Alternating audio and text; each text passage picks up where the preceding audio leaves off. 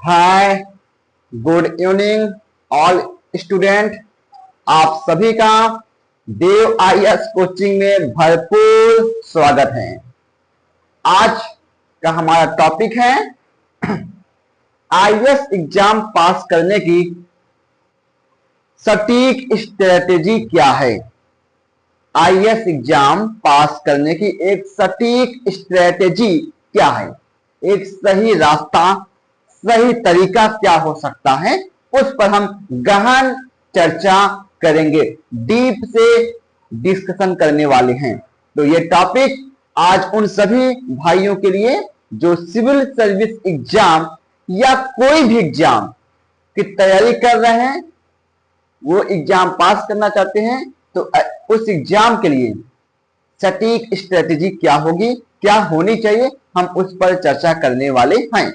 तो आप इस वीडियो को अंत तक जरूर देखिएगा, इस वीडियो को स्किप मत करिएगा। अगर कोई स्टूडेंट, जो कैंडिडेट, कोई उम्मीदवार जो प्रतियोगी एग्जाम, कंपटीशन एग्जाम की तैयारी कर रहा है, वो स्टूडेंट इस वीडियो को जरूर देखें।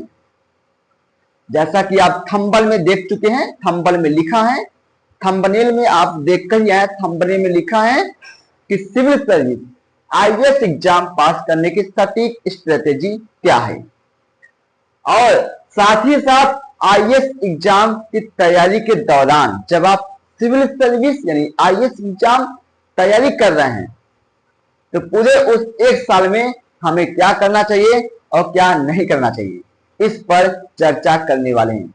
जी मित्रों, ये सही बात है कि आईएएस की जब आप जब आप सिविल सर्विस एग्जाम यानी आईएएस की तैयारी कर रहे हो, उस समय हमें क्या करना चाहिए और क्या नहीं करना चाहिए, दोनों बातें इंपॉर्टेंट हैं। क्या करना चाहिए और क्या नहीं करना चाहिए, इस बात को ध्यान में रखना है। सबसे पहले एक सही स्ट्रेटेजी क्या है, एक सही तरीका क्या है, एक सही रास्ता क्या है सिविल सर्विस एग्जाम पास करने का। सबसे पहले मेरे भाइयों, अगर आप आईएएस बनना चाहते हैं, सिविल सर्विस एग्जाम क्रैक करना चाहते हैं, तो सबसे पहले आपको सिविल सर्विस एग्जाम, जैसा कि आप जानते हैं, 3 स्टेज में होता है। प्री एग्जाम, मेंस एग्जाम और इंटरव्यू। प्रारंभिक एग्जाम, मुख्य परीक्षा, साक्षात्कार, इंटरव्यू।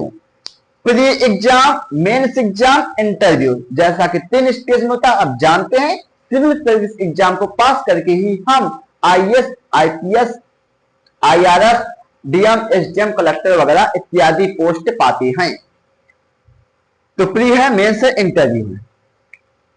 तो इन तीनों का जो प्रोसेस होता है, मान लीजिए अगर आप इंटरव्यू की तैयारी खूब अच्छे से कर रहे हैं, पहले में आपने अपना पूरा फोकस, पूरा ध्यान इंटरव्यू में दिया, राइट, या मेंस में दिया, लेकिन प्री एग्जाम में आपने नहीं दिया, और आप प्री एग्जाम, सबसे पहले प्री एग्जाम ही होता है, आप प्री एग्जाम में फेल हो गए। क्या हो गए? फेल हो गए। तो इस मेंस एग्जाम का बहुत तैयारी किए हैं, इंटरव्यू की बहुत तैयारी की है, कोई मतलब नहीं।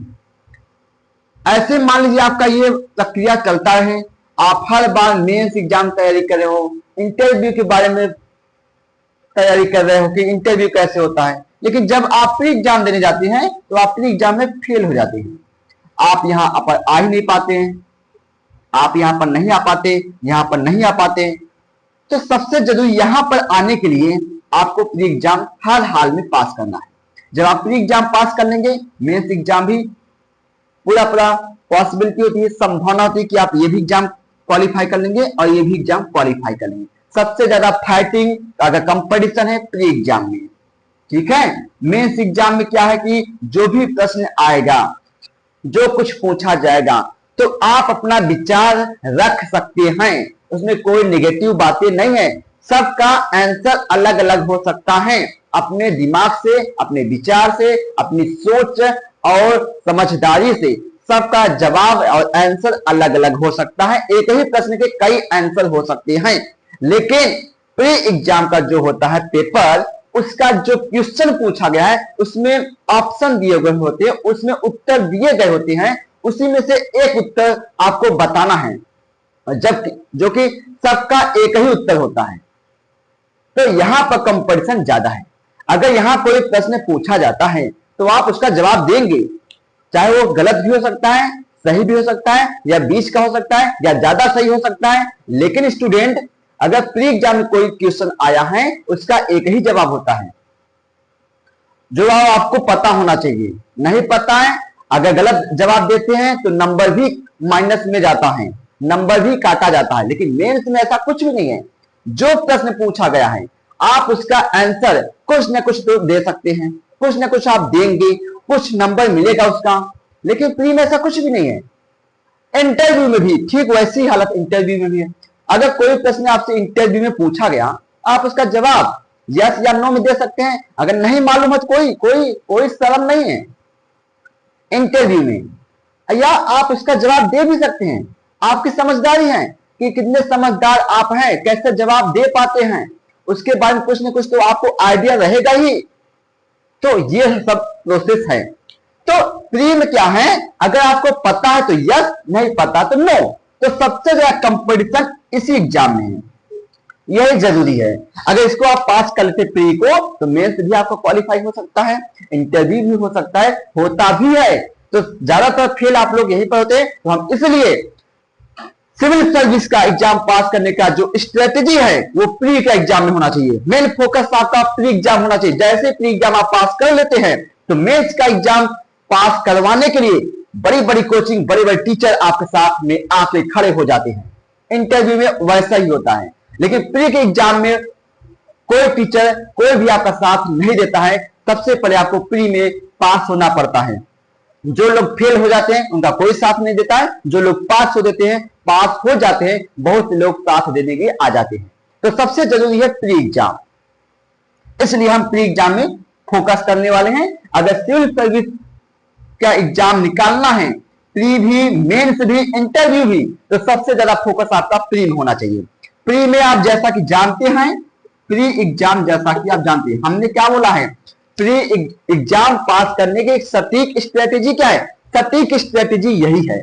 मान लीजिए आप एक साल की तैयारी करके एग्जाम पास करना चाहते हैं, एक साल में आईएएस बनना चाहते हैं, हो भी सकता है, बनते भी लोग हैं। आप एक साल में आईएएस बन सकते हैं, ये पूरा चैलेंज है, पूरा गारंटी है।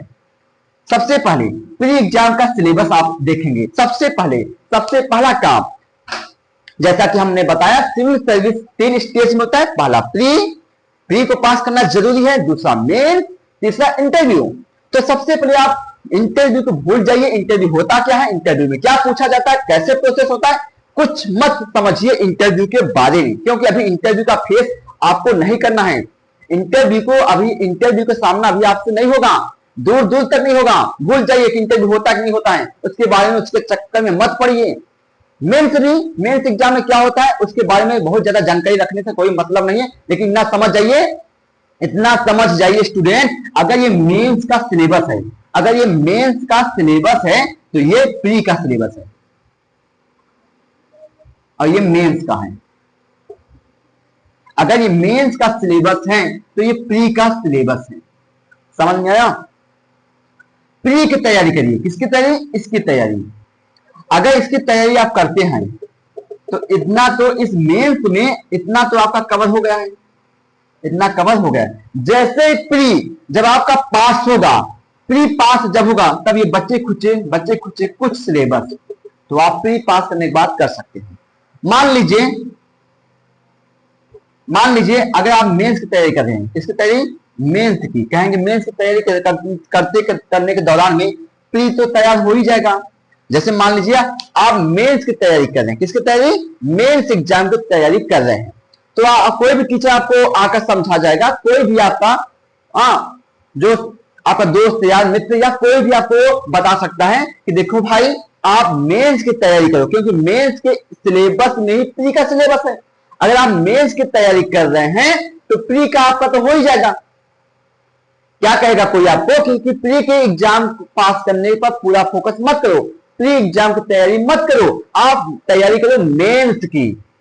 क्योंकि जब मेंस की तैयारी करेंगे तो प्री का सिलेबस, प्री का पूरा सिलेबस में तो आ ही जाएगा। मेंस की तैयारी करेंगे तो प्री आपका कवर हो ही जाएगा। तरीका तो ठीक है, लेकिन इतना वास्ट सिलेबस है, इतना हैवी सिलेबस है, इतना लेंथी सिलेबस है कि अगर आप मेंस की तैयारी कर रहे हैं, इसमें प्री तो आपका आ रहा है, प्री का पूरा सिलेबस। अब प्री के एग्जाम में केवल यही पूछा जाएगा, प्री का सिलेबस, ये नहीं पूछा जाएगा, मेंस का सिलेबस नहीं पूछा जाएगा, मेंस का सिलेबस नहीं पूछा जाएगा। अब यहां से जोड़ेगा, ये भी मेंस ही है, प्री भी है, दोनों इसमें है, लेकिन इसमें केवल मेंस है, प्री नहीं है। तो प्री के एग्जाम में केवल प्री पूछा जाएगा। अगर मान लीजिए तैयारी के दौरान एक साल में पूरा मेंस का सिलेबस तैयार किया है, इसका मतलब हैवी लेंथी वास्ट सिलेबस है। आप इतनी भारी भरकम सिलेबस तैयार कर रहे हैं, तो इतने बड़े सिलेबस को तैयार करने में एक साल का टाइम भी है आपके पास, तो आप इसको भी पढ़ रहे हो, इसको भी पढ़ रहे हो, इसको भी तैयार कर रहे हैं, जो कि प्री के एग्जाम में आने वाला नहीं है। तैयार तो आपका हो जाएगा, ये प्री के एग्जाम में आने वाले नहीं है। प्री के एग्जाम में केवल यही आएगा। तैयारी आप पूरा कर रहे हो, सबका कर रहे हो।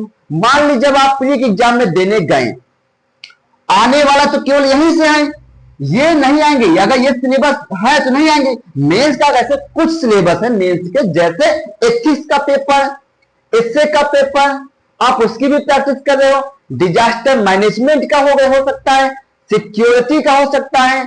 ऐसे बहुत से टॉपिक हैं जो मेंस के दृष्टिकोण से मेंस में ही आएगा, प्री में नहीं आएगा। जैसे विश्व इतिहास मेंस में आता है, प्री में आता ही नहीं। तो आप ऐसे सिलेबस को तैयार करने में अपना टाइम दिए, और ये जो मुख्य तैयारी करना चाहिए था, जो प्री का सबसे पहला एग्जाम तो आप प्री का ही देंगे। हर साल सबसे पहले आप प्री का एग्जाम ही देंगे। अगर आप प्री में ही फेल हो जाते हैं तो इसका ये आपका बहुत तैयार है मेंस, उसका कोई मतलब नहीं। तो आप पहले सबसे पहले प्री का तैयारी करिए, मेंस को हटा दीजिए। क्योंकि समझदारी आप अपने सोचिए, अगर ये सिलेबस प्री का है, अगर आप प्री की तैयारी करे हैं, इतना तो आपको तैयार है, केवल इसी पर फोकस करिए, इसी को बार बार रिवीजन करिए, इसी को बार बार दोहराइए, ये मजबूत हो जाएगा, स्ट्रांग हो जाएगा। यहां से कहीं से भी कोई प्रश्न पूछा जाएगा तो आप उसका आंसर दे सकें।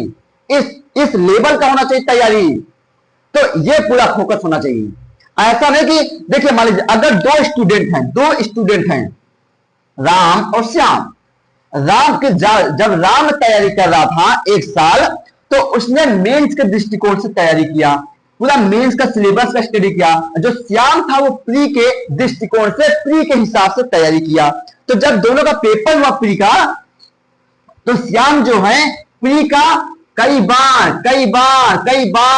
बार रिवीजन किया, और जो राम ने है, अगर श्याम इतना ही स्टडी करता है तो कई बार रिवीजन इसका हो जाएगा। और जो राम है ये पूरा स्टडी करेगा तो इसका रिवीजन कम होगा। तो जिसका ज्यादा रिवीजन है वही आंसर दे सकता है, वही आंसर दे पाएगा। तो श्याम का पूरा चांस है कि प्री में पास हो जाएगा, राम का चांस कम है कि प्री में पास हो जाए। अगर जब श्याम जो प्री में पास हो जाएगा तो श्याम का पूरा इतना तैयार है, ये है, अब प्री एग्जाम के बाद ये तैयार कर लेगा। और जो राम था पहले से ये सब तैयार कर रहा था, लेकिन प्री में फेल हो गया, अब उसका कोई मतलब नहीं। तो श्याम को तो मौका हो गया, मौका उसको मिल गया प्री पास करने के बाद, अब मेंस की तैयारी करने के लिए। लेकिन राम को मौका नहीं मिला क्योंकि राम फेल हो गया प्री में। हमारे कहने का मतलब समझ रहे हैं स्टूडेंट? तो सबसे ज्यादा फोकस आपका होना चाहिए प्री एग्जाम में। कहां?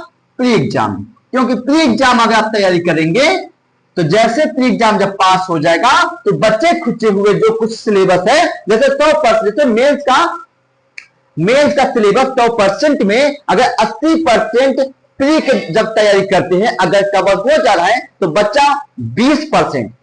हमारे कहने का मतलब यह है जब आप प्री एग्जाम की तैयारी कर रहे हैं तो मेंस का जो सिलेबस है उसका 100% में 80% अगर प्री में आ रहा है तो आप, या 70% 70% प्री एग्जाम में उसका सिलेबस आ रहा है तो आपका 70% तैयार है और प्री एग्जाम आप देकर पास भी हो गए। अब बचा 30%, तो प्री एग्जाम पास करने के बाद आप 30% बचा हुआ मेंस का सिलेबस तैयार कर लीजिएगा। तो सबसे पहले प्री एग्जाम है, प्री एग्जाम में प्री एग्जाम का सिलेबस, सबसे पहले स्टूडेंट आप प्री एग्जाम का सिलेबस उठाकर देखिए, प्री एग्जाम का सिलेबस उठाकर देखिए। सबसे पहला काम प्री एग्जाम का सिलेबस और मेंस का एग्जाम का भी सिलेबस आप देख लीजिएगा ताकि जानकारी आपको रहे कि हम जो प्री में पढ़ रहे हैं क्या प्री का पूरा सिलेबस मेंस में है। अच्छी बात है। और क्या और प्री एग्जाम का सिलेबस देखिए, प्री एग्जाम का सिलेबस देखने के बाद आप प्री एग्जाम का पेपर देखिए, लगभग 10 साल का, लगभग 10 साल का, कम से कम 10 साल का।